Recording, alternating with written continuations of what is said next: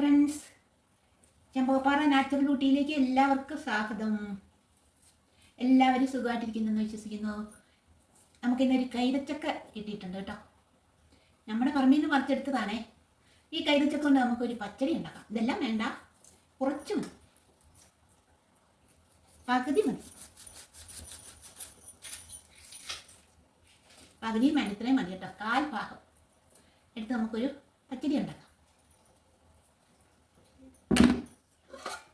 നമ്മുടെ പൈനാപ്പിൾ ചെത്തി എടുത്തിട്ടുണ്ട് കേട്ടോ. ഇത് തീയ വെച്ച് വേവിക്കാം. ആദ്യമായിട്ട് പൈനാപ്പിൾ വേവിച്ചെടുക്കാം. വേറെ വഴി നമുക്കിതിനുള്ള അരപ്പ് തയ്യാറാക്കാം. ആദ്യമായിട്ട് നമുക്ക് മിക്സിയുടെ ബൗളിലേക്ക് കുറച്ച് തേങ്ങ ഇടാവേ. തേങ്ങ ഇട്ടു.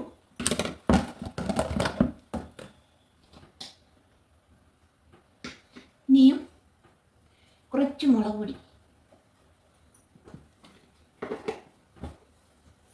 കുറച്ച് മഞ്ഞൾ പൊടി,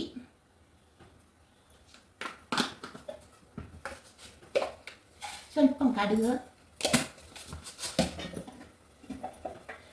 ചുമന്നുള്ളി, 2 കഷ്ണം ഇഞ്ചി, ഒരു പച്ചമുളക്,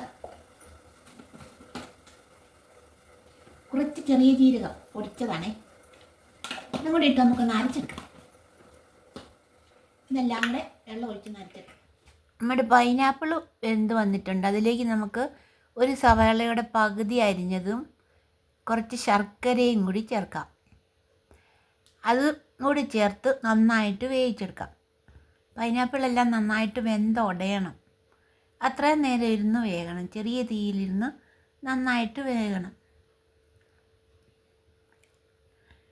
അടച്ചു വെച്ച് നന്നായിട്ട് നമുക്ക് വേവിച്ചെടുക്കാം. പൈനാപ്പിൾ കറി നന്നായിട്ട് വെന്ത് വന്നിട്ടുണ്ട് കേട്ടോ. അതിലേക്ക് നമുക്ക് അരപ്പ് ചേർക്കാം. അരച്ചു വെച്ചിരുന്ന അരപ്പ് അതിലേക്ക് ചേർത്ത് കൊടുക്കാം.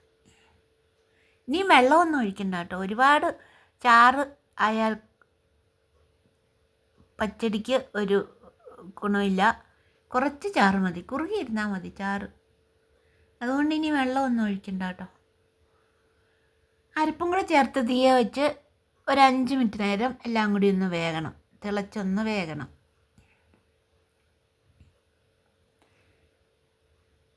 വെന്ത് കഴിയുമ്പോഴേക്ക് അതിലേക്ക് നമുക്ക് ആവശ്യത്തിനുള്ള ഉപ്പൊഴിക്കാം. ആവശ്യത്തിനുള്ള ഉപ്പും കൂടി ഒഴിച്ച് ഒരു 5 മിനിറ്റ് നേരം വെന്ത് വരുമ്പോഴേക്കും അതിലേക്ക് നമുക്ക് കുറച്ച് തൈരും കൂടി ഒഴിച്ചു കൊടുക്കാം.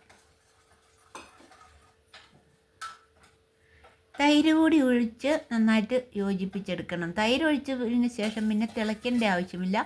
തീ ഓഫ് ചെയ്യാം. അതിലേക്ക് നമുക്ക് ഉള്ളിയും കടുകും കൂടി താളിച്ച് വെച്ചിരിക്കുന്നത് കൂടി ചേർക്കാം. അങ്ങനെ നമ്മുടെ പൈനാപ്പിൾ പച്ചടി റെഡിയായി കേട്ടോ. സൂപ്പറാണേ. അപ്പോൾ എൻ്റെ ഈ ചാനൽ എല്ലാവരും സബ്സ്ക്രൈബ് ചെയ്യണേ. അതുപോലെ തന്നെ വീഡിയോകളൊക്കെ ലൈക്ക് ചെയ്യണം. നല്ല നല്ല അഭിപ്രായങ്ങളും പറയണം. അപ്പോൾ നമുക്ക് അടുത്ത വീഡിയോയിൽ കാണാം. അതുവരെയും എല്ലാവർക്കും ബൈ.